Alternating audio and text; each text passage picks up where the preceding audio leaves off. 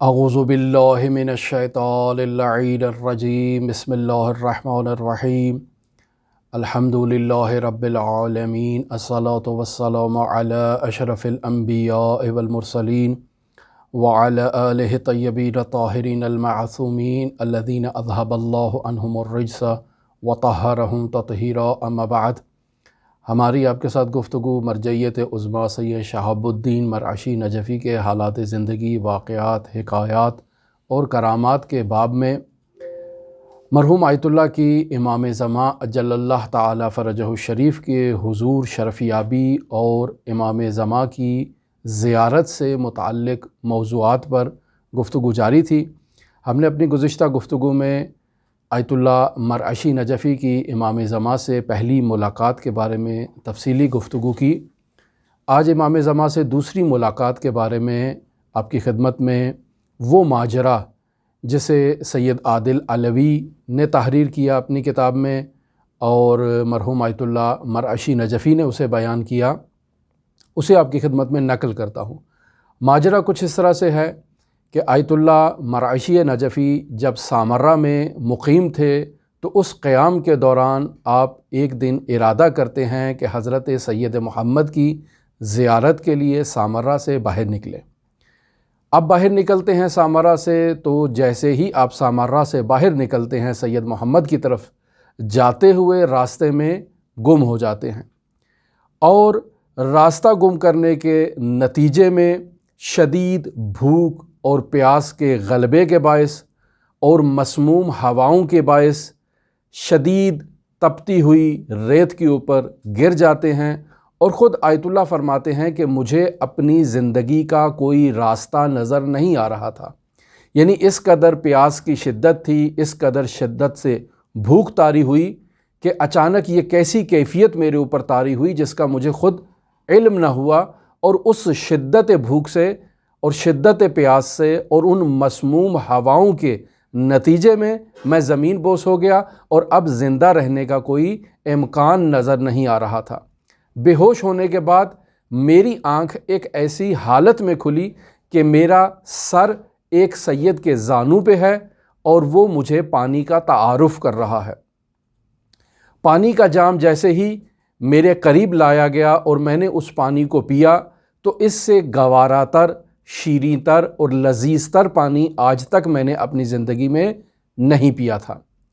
पानी पीने के बाद वो सैयद दस्तरखान मेरे लिए खोलते हैं जिसमें 3 अदद बाजरे की रोटियां मौजूद होती हैं। मुझे दावत देते हैं कि मैं उनके दस्तरखान पर बैठूं और उनके साथ खाना तनावुल करूं।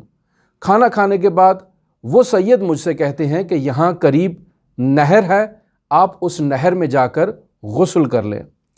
मैं उस सैयद से कहता हूँ कि अगर यहाँ एक नहर होती तो मैं प्यास की शिद्दत से हलाक कैसे होता, मैं जाता उसी नहर से पानी पी लेता। ये कैसे मुमकिन है कि यहाँ पर पानी की एक नहर मौजूद हो। जैसे ही उस सैयद ने कहा कि यहाँ एक नहर मौजूद है और उनके होंठों से उन कलिमात का जारी होना था कि मैंने देखा वहाँ एक नहायत ही दिलनशीन किस्म की नहर जो है वो जारी है। मैं ये मंज़र देखकर नहायत ही मुतअज्जिब होता हूँ। उस नहर में ख़ुद को धोता हूँ और उसके बाद वो सैयद मुझसे कहते हैं कि आप कहाँ जाने का इरादा रखते हैं। मैं उनसे कहता हूँ कि मैं हज़रत सैयद मोहम्मद के हरम मुतहर में ज़ियारत के कसद से जाने का इरादा रखता हूँ। तो ये अरब उनसे कहते हैं कि वो सामने देखो, हज़रत सैयद मोहम्मद का हरम वो सामने है। मैं इस बात पर भी नहायत ही मुतअज्जिब होता हूँ कि मैं तो हरम से कोसों दूर गुम हो गया था। अगर हरम मेरे करीब होता तो मैं इस तरह से दरबदर की ठोकरें न खाता, मैं पहुँच जाता। ये कैसे हज़रत मोहम्मद का हरम हमारे सामने आया, ये ख़ुद एक मेरे लिए मुअम्मा था। फिर आयतुल्लाह फरमाते हैं कि उस सैयद के साथ हज़रत मोहम्मद के हरम तक जाते हुए मेरी कुछ गुफ्तगू हुई जिसमें उन्होंने मुतअद्दिद मतालिब मेरे सामने बयान किए जिनकी मुझे ताकीद की। पहला मतलब जिसमें उन्होंने ताकीद फरमाई वो कुरान मजीद की तिलावत थी। कुरान मजीद की तिलावत باقاعدگی سے کیا کرو، اور جس طرح روایات میں ہے، بالخصوص حضرت امام زین العابدین علیہ آلاف التحیت و ثنا سے منقول جو روایت میں ہے، اور مرحوم آیت اللہ شیخ محمد تقی بہجت بھی اس کی تلقین کیا کرتے تھے کہ ہر روز کم از کم قرآن مجید کی 50 آیات کی تلاوت کی جائے۔ تو یہ سید بزرگوار مرجعیت عظمیٰ سے کہہ رہے ہیں کہ ہر روز قرآن مجید کی آپ تلاوت کیا کریں۔ دوسرا مطلب جس کی وہ تاکید فرماتے ہیں کہ قرآن مجید کی تحریف کا آپ شدت کے ساتھ انکار کریں، کہ قرآن مجید میں کسی قسم کی کوئی تحریف رونما نہیں ہوئی ہے۔ تیسرا مطلب جس کی وہ تاکید کرتے ہیں وہ والدین کے ساتھ حسن سلوک، اچھا برتاؤ، نیکی کے ساتھ والدین کے ساتھ پیش آنا، والدین کا خیال رکھنا اسی طرح سے جس طرح سے والدین نے بچپن میں ہمارا خیال رکھا۔ یہ ہماری ذمہ داری ہے کہ ہم اپنے والدین کے ساتھ اچھا برتاؤ کریں، نیکی کے ساتھ پیش آئیں، ان کی ضروریات کا خیال کریں۔ وَلَا تَقُلْ لَهُمَا اُفٍّ، اور جب وہ بوڑھے ہو جائیں تو ہم ان کو اف تک نہ کہیں، یعنی ان کی باتوں کو اگر وہ ہمارے مزاج کے مطابق نہ بھی ہوں تو انہیں تحمل اور بردباری کے ساتھ سنیں، منطق کے ساتھ گفتگو کریں، لیکن ان پر برہم ہونے کی، ان سے ناراض ہونے کی ہمیں اجازت نہیں ہے۔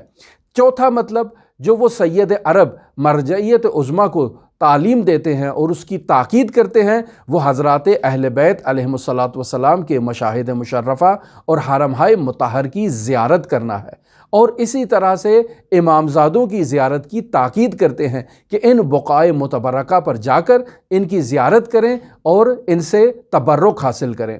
پانچواں مطلب جو وہ سید بزرگوار تعلیم دیتے ہیں مرجعیت عظمیٰ کو، وہ سادات کا احترام ہے۔ آج کل ہم دیکھتے ہیں کہ معاشرے میں سادات کے عدم احترام سے متعلق جو ہے وہ لوگوں کے مختلف نظریات ہیں، مختلف باتیں کرتے ہیں، اور جن کا نچوڑ یہ ہوتا ہے کہ سادات کا احترام ضروری نہیں ہے، جبکہ ہم دیکھتے ہیں کہ ہماری روایات میں بھی موجود ہے۔ ہم دیکھتے ہیں کہ بزرگان جو سیر و سلوک کے وظائف دیتے ہیں اور سیر و سلوک کے تعلیم دیتے ہیں، وہ بھی اس بات کی شدت سے تاکید کرتے ہیں کہ سادات کا احترام کرو۔ اگر آپ کو یاد ہو تو میں نے آپ کی خدمت میں شیخ حسن علی اصفہانی نخدکی کی جو سیر و سلوک کے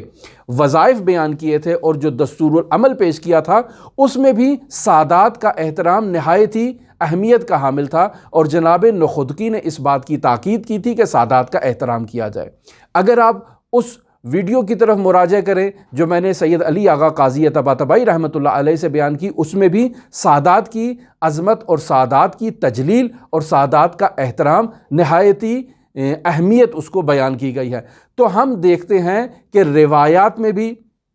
سادات کا احترام بیان کیا گیا ہے۔ ہم دیکھتے ہیں کہ سیر و سلوک کرنے والے علماء اور جو سیر و سلوک کی تعلیم دیتے ہیں اور حضرات اہل بیت علیہم السلام کی گوہر بہا احادیث کا نچوڑ پیش کرتے ہیں ہمارے سامنے، وہ بھی اس بات کی ترغیب دلاتے ہیں کہ سادات کا احترام کیا جائے۔ اور پھر امام زمان اجل اللہ تعالی فرجہ شریف کی جو آیت اللہ مرعشی نجفی سے ملاقات ہو رہی ہے، اس میں بھی جو پانچواں مورد بیان کیا جا رہا ہے وہ سادات کی اہمیت ہے اور سادات کا احترام ہے۔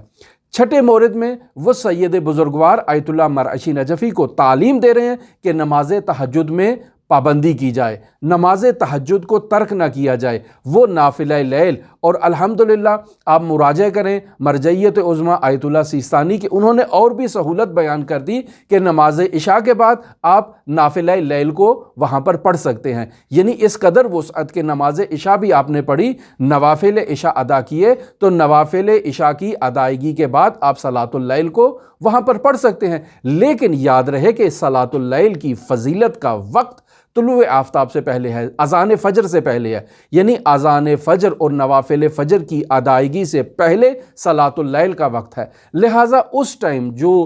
سحر کا ٹائم ہوتا ہے، اس ٹائم جو بابرکت وقت ہوتا ہے، اس وقت انسان بیدار ہو، خداوند متعال سے راز و نیاز کرے، خداوند متعال سے ہم کلام ہو، اور ان صلاۃ اللیل کو اس ٹائم اگر ادا کرے تو یہ انسان کے لیے نہایت ہی برکت اور نہایت ہی فضیلت کا حامل ہے۔ 7واں مورد جس کی اس سید بزرگوار نے مرجعیت عظمیٰ آیت اللہ مرعشی نجفی کو تاکید فرمائی، وہ حضرت فاطمہ زہرا سلام اللہ علیہا کی تسبیح کی تلاوت ہے۔ یعنی ہر نماز کے بعد حضرت صدیقہ طاہرہ کی وہ تسبیح جس کی بہت فضیلت ہے، اور متعدد آپ اس کی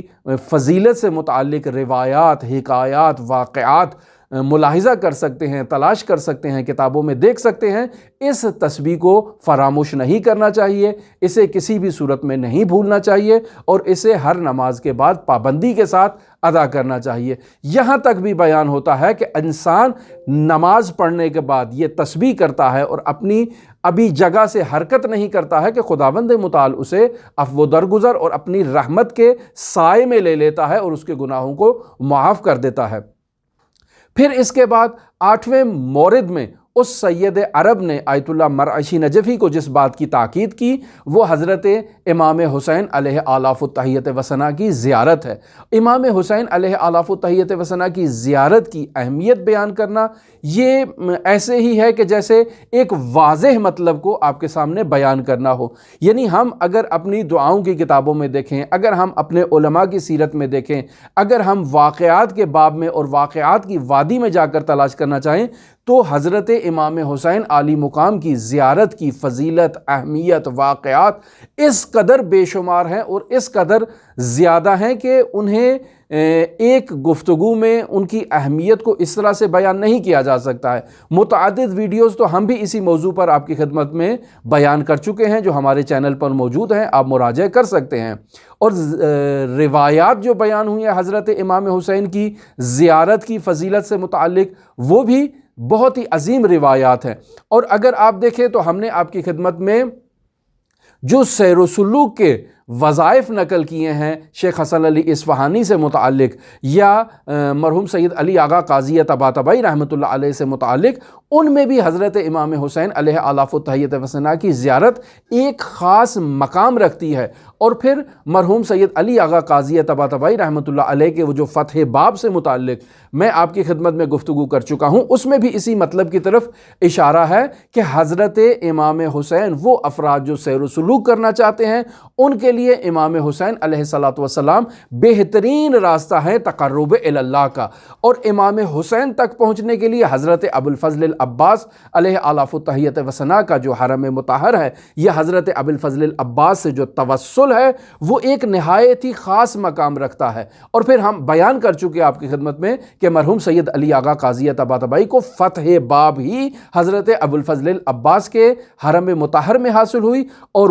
وہاں سے انہوں نے وہ توحید کے اعلیٰ مراتب اور وہ اعلیٰ درجات طے کیے۔ لہٰذا ان ہستیوں سے توسل کرنا یہ سید بزرگوار کی ان تعلیمات کا حصہ بھی ہے جو وہ مرجعیت عظمیٰ آیت اللہ مرعشی نجفی کو بیان کر رہے ہیں۔ آیت اللہ مرعشی نجفی کہتے ہیں کہ ہماری ان کے ساتھ یہ گفتگو جاری تھی کہ اسی اثنا میں میرے ذہن میں یہ خیال آیا کہ یہ سید جلیل القدر کہیں امام زمان تو نہیں ہے۔ جیسے ہی میرے ذہن میں یہ خیال آیا کہ یہ سید امام زمان تو نہیں ہے، یہ خیال کا آنا تھا کہ وہ سید میرے سامنے سے اوجھل ہو گئے اور میں وہاں دربدر ان کو تلاش کرتا رہا۔ یعنی میرا معشوق، میرا محبوب میرے قریب تھا اور میں انہیں نہیں پہچان سکا۔ ہماری گفتگو آپ کے ساتھ مرجعیت عظمیٰ سید شہاب الدین مرعشی نجفی کے حالات زندگی، واقعات، حکایات اور کرامات کے باب میں جاری ہے۔ اگر آپ دلچسپی رکھتے ہوں تو ہمارے ساتھ رہ سکتے ہیں۔ اللہم صلی علی محمد و آل محمد وعجل فرج قائم آل محمد۔